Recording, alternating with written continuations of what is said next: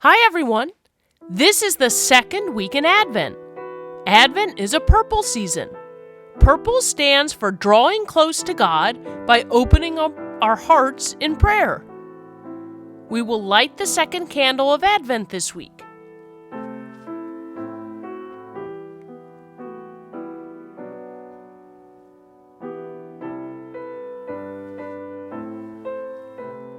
Advent is the time when we anticipate Jesus' coming. We are waiting for Jesus in his birth at Christmas. At the same time, we have Jesus in our hearts. So we spend the time drawing close to Jesus in our hearts and looking forward to seeing him alive in the world around us. There are 4 weeks of Advent.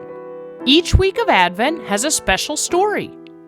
The first week is looking forward to Jesus' coming.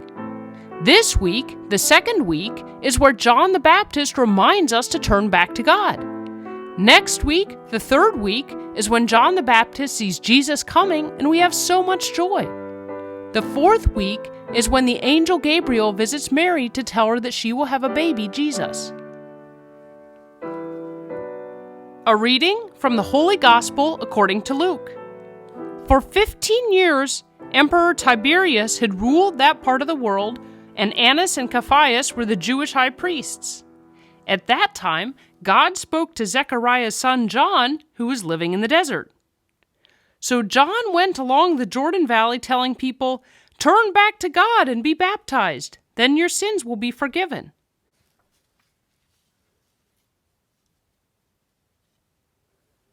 Isaiah the prophet wrote about John when he said, "In the desert someone is shouting, 'Get the road ready for the Lord.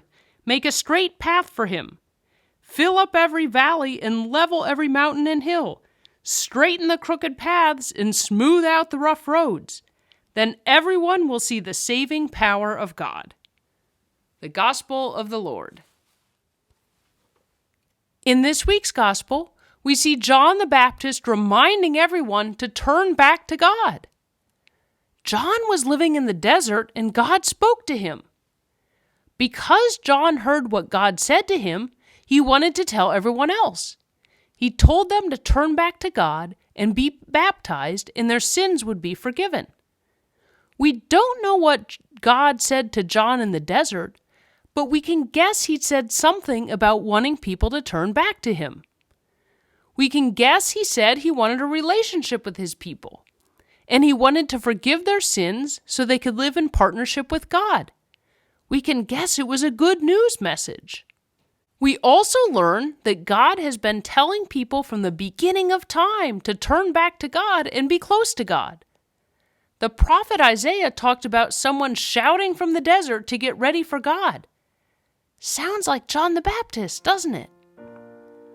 Isaiah talked about making the road ready for God.